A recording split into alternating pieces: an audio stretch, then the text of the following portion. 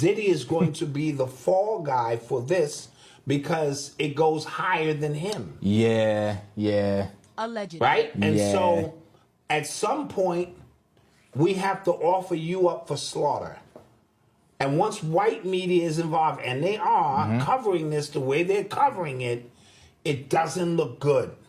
Right? Diddy went on a media campaign because he knew this was coming. He got the key to the city from Eric Adams. Yeah. How ironic is that? Yeah. BET honored him. Yeah. You know what I'm saying? And he thanked Cassie. He thanked Cassie. Remember that? That was odd. That was just that like was kind of odd. Creepy, yeah. He released his new album about love. He got a song about Kim Porter on there, I believe. Yeah, he does. He does. Then he gave everybody back their publishing under the guise of humanitarian services when we knew the NDA that they signed. He broke down so many doors of classism, taste, culture, swag.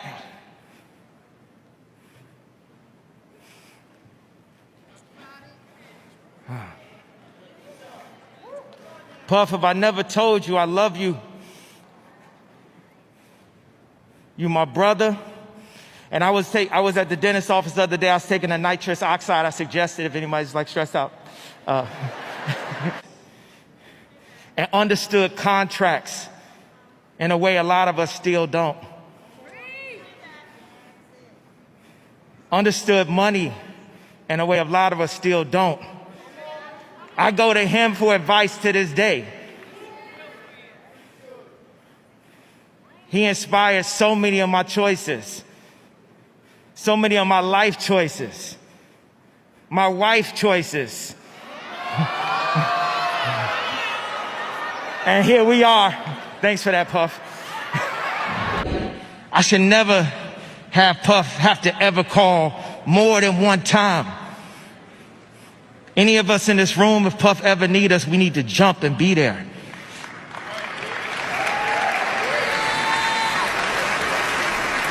This man has been through and survived a lot of stuff and broke down a lot of doors so we could be standing. I know for me that I could be here today. He broke down so many doors of classism, taste, culture, swag.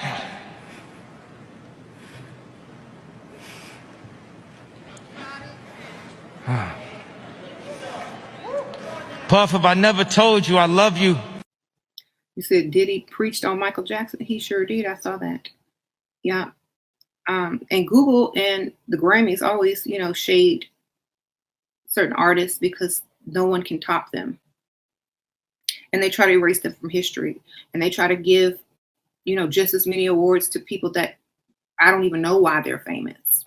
I'm just saying, if y'all are Taylor Swift fans, great. But, I just don't understand why she's famous. I don't understand. Right. But none other than just to be in there as a, what you call it, a celebrity to, put out or send out obvious messages like, look, I am very untalented, but I might be Beyonce. I can't sing or dance, but look at all my awards. It is rigged. Searching for the truth, even if it comes through Taylor Swift. Tell her this: no one man should have all that power. That's in the remix of Power. So, when they put the obvious in your face and you understand, oh, it's rigged.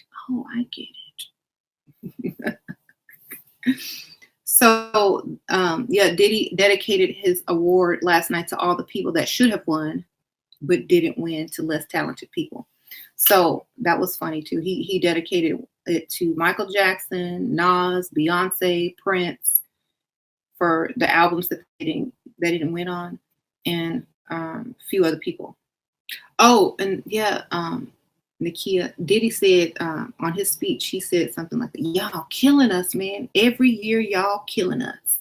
But he was speaking about how the Grammys were killing, the hope of the artists winning or having a fair shot. But he used these key words on purpose, because when a lot of people try to speak they also like to put that double meaning in there. Okay. When you can speak on more than one dimension, then, you know, that's how they teach you to speak in several dimensions at one time. Saying one thing that means three things, or, you know, have multiple meanings. Speaking in code. So, right. I mean, if you go and look up the Diddy Grammy speech 2020, you'll see.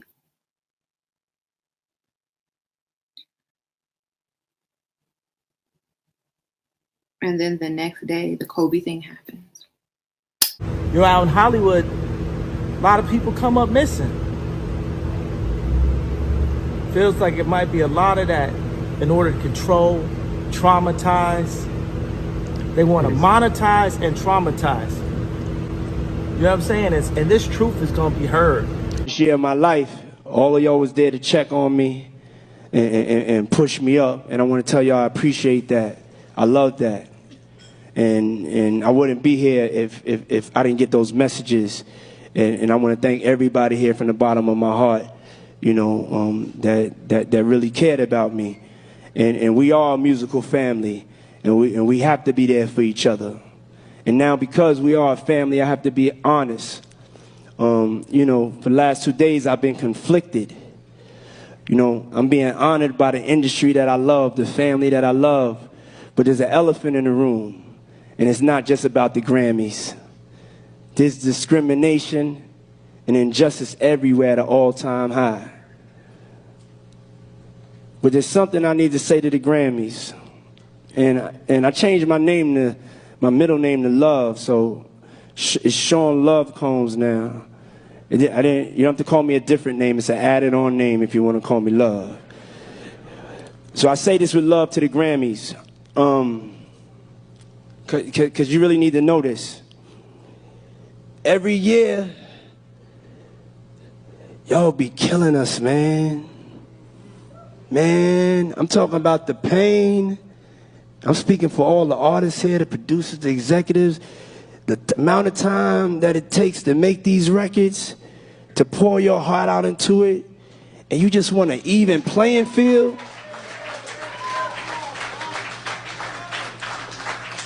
In the great words of Erykah Badu, we are artists and we are sensitive about our We are passionate. For most of us, this is all we got. This is our only hope. Truth be told, hip-hop has never been respected by the Grammys. Black music has never been respected by the Grammys to the point that it should be. So right now, this current situation, it's not a revelation. This thing been going on. And it's not just going on in music, it's going on in film, it's going on in sports, it's going on around the world. And for years, we've allowed institutions that have never had our best interests at heart to judge us. And that stops right now.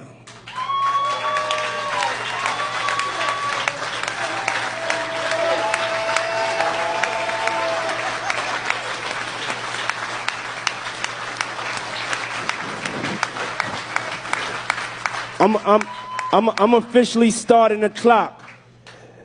Y'all got 365 days to get this together. We need the artists to take back the control. We need transparency. We need diversity. This is the room that has the power to make the change that needs to be made. They have to make the changes for us. They're a non-profit organization that is supposed to protect the welfare of the musical community. That's what it says on the mission statement. That's the truth. They work for us. We have the power. We decide what's hot. If we don't go, nobody goes. If we don't support, nobody supports. We control what's cool. We control what's hot. We control what your kids listen to, what they dance to. We control what's in video games. We control how they wear their pants, sag their pants. We control everything.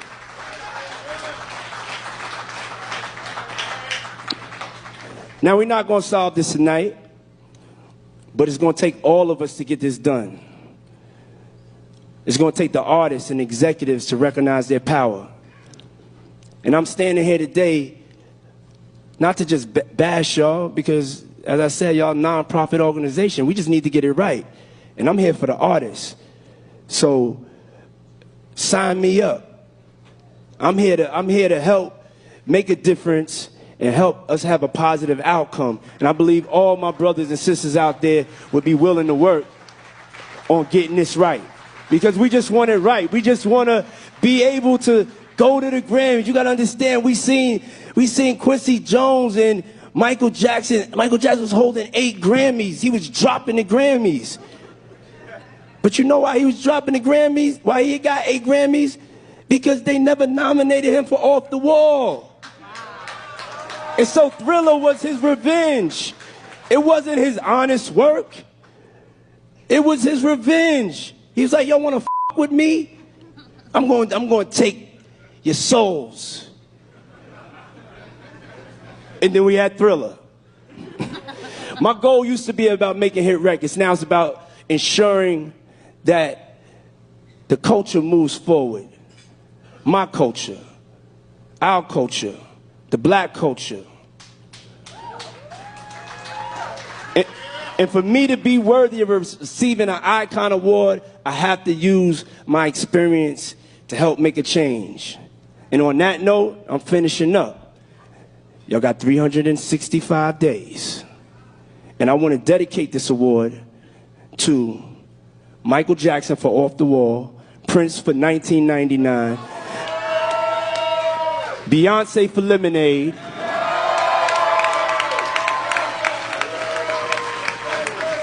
Missy Elliott for The Real World, Snoop Dogg for Doggy Style, Kanye West for Graduation, and Nas for Illmatic. I love I didn't win any for Off the Wall, did he? That was what, 7? That was 7. You said right. And I think So that's like, why hold on. he was so determined to win something for Thriller. That don't feel.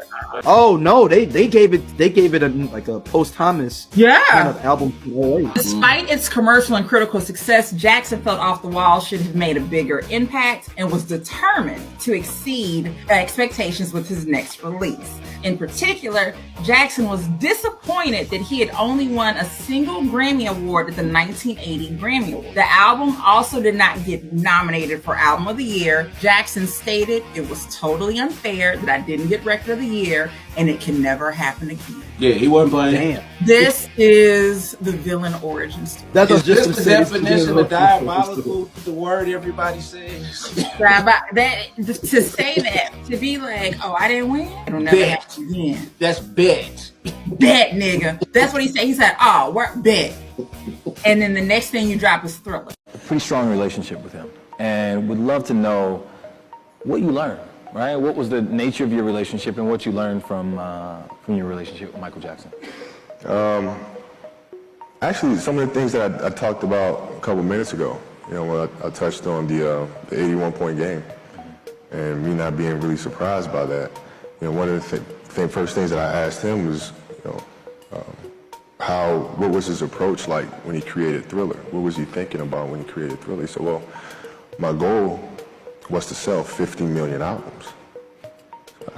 How is that your goal in 1983, to sell 50 million albums? There's no social media. How you reaching all of these people?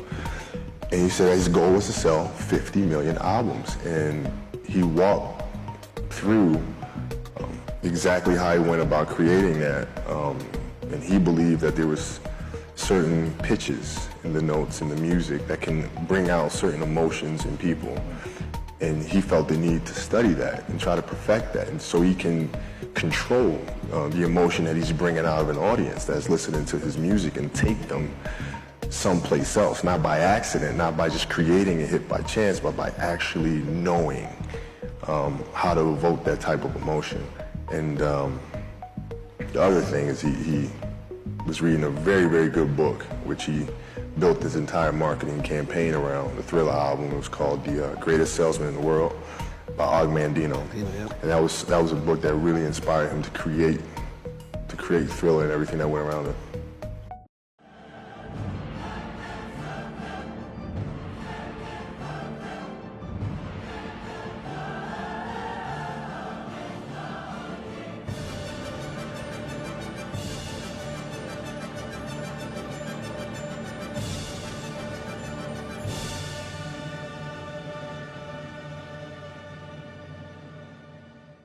A special thank you to the people that was really like there for me.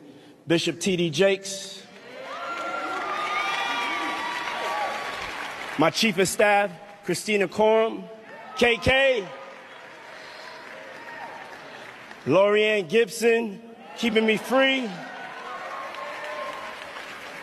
Yeah, and also Cassie for holding me down in the dark times. Love. And once again, I gotta thank Harlem, Boogie Down Bronx, Queens, Mount Vernon, all of New York. I gotta give a special thank Black people being free. I got this dream of us controlling our own destiny. I got this dream of us taking accountability and to stop killing each other. I got this dream of us being rich and wealthy and living on the same block. I had this dream of us unifying, not just talk on this stage, but us. We know our community and our allies. If you're with us, don't be silent. Put some money in the game, put some fight in the game, because we at war, you feel me? But I got that dream, you know what I'm saying? For us to be free. The last shall be first, and the first shall be last. We got to unify. Once again, thank you, everybody. Without y'all, I wouldn't be on this stage. Hey, and hold up.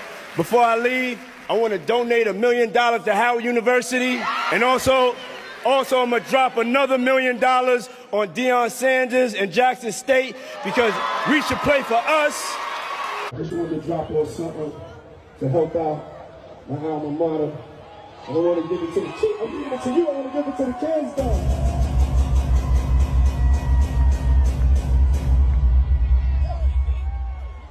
Oh, my goodness. Thank you so much. This means so much to Howard University.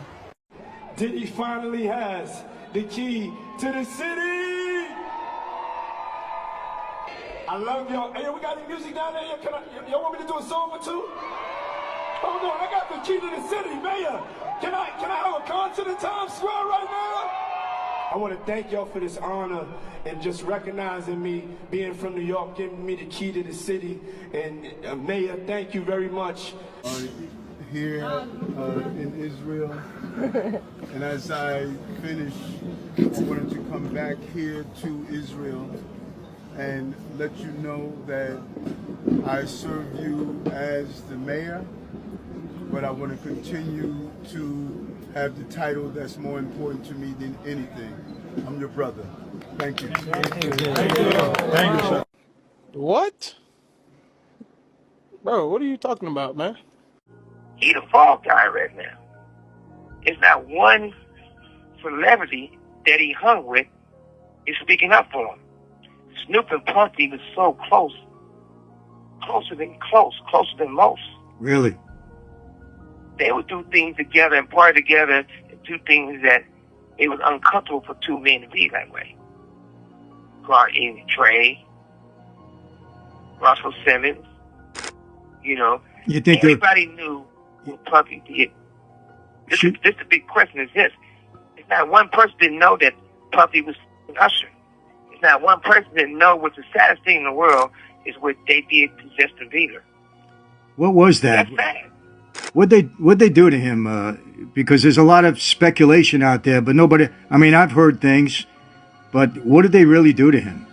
That's funny. When he was a kid. I hate to say that, but I hate to say that because I really like Justin Bieber. I feel bad for Justin Bieber, and this wouldn't have happened if Justin Bieber came from a wealthy family. How y'all criminalizing this So he taking the fall for something.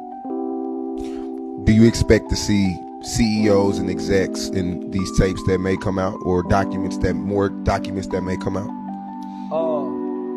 Everybody in on it, my JayZ, everybody in on it. You think all these people, we've been hearing all this stuff for all these years about the Illuminati, the parties, the producers cap, what you gotta do to do this. You think they gonna give us everybody name? They gonna give us some fall guy names so they can keep going. It's still going right now. It was a party this weekend that was like Diddy party. We just don't know it. You think when Michael Rubin them had a motherfucking party and it's a 7-day or 3-day party and all the who's who, elite, they drinking, they getting, you think those sexual desires and urges ain't coming out at those parties with Michael Rubin? Kanye,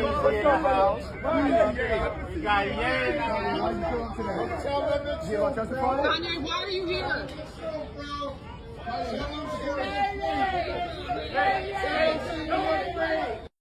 What brings you here today? Are you an iconic rapper? I'm trying to. Hey, don't put your hands on me. Was talking about? Are you into freak offs? The judge looked Diddy right in the face right before handing him a 4-year sentence and said, "You will forever be associated with Cassie and Jane. You can't wash them away." This after his attorney spent hours defending his character. Brian Steele said Diddy is a leader, a civil rights leader.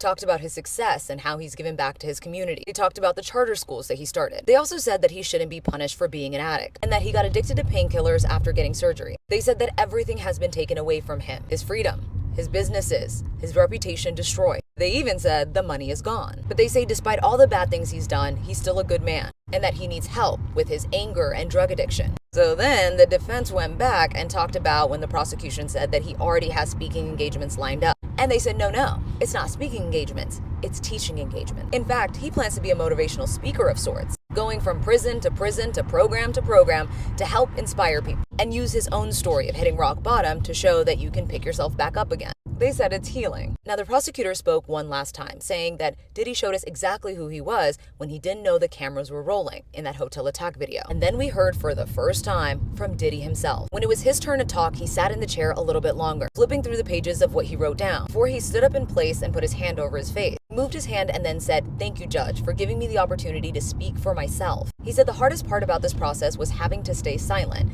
and not express how sorry he is. His voice was shaky and he was on the verge of tears. He offered an apology to Cassie, her family, and to Jane. He was wearing glasses, one of his crew neck sweaters, and he had a full beard. His hair was grown out too, still gray. He kept looking down at his paper and then back up at the judge. Fighting back tears, he said, "I got lost in excess and ego." He said, "I'm humbled and broken to my core. I hate myself right now." And then he turned around to the gallery and his voice gave out when he said, "I'm sorry, Mom. I've failed you as a son." After Diddy was done, the judge called for a break. Now we are already 6.5 hours into this hearing. During the break, you could see that Diddy was antsy because it was time for the judge to sentence him. He was rubbing his face. He kept putting his hands in his face. It was time for the judge to speak, and he reiterated that Diddy was only being sentenced for the Mann Act convictions. But the judge made it clear that he was going to take into consideration everything he heard during the trial. He started off by saying, "Listen, Mr. Combs, I know your accomplishments, that you're self-made, that you're an inspiration to your community. I know about your accomplishments, your struggles, that you're a father, that you're struggling with drug addiction. I understand it all.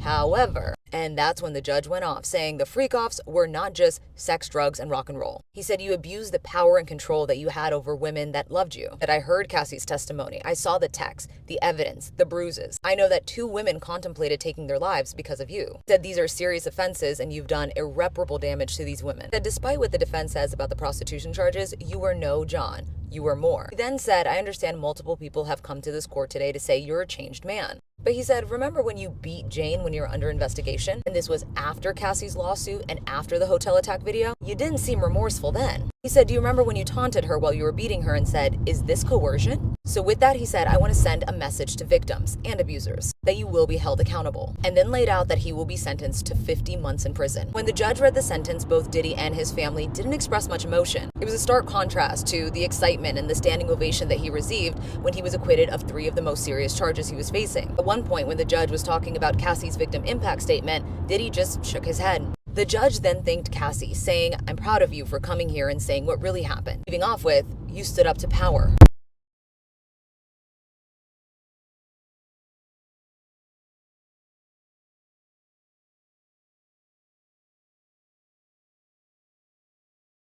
Harvey Weinstein, Jeffrey Epstein, Robert Kelly, Sean Combs have one person in common, professionally and privately: Sean Carter.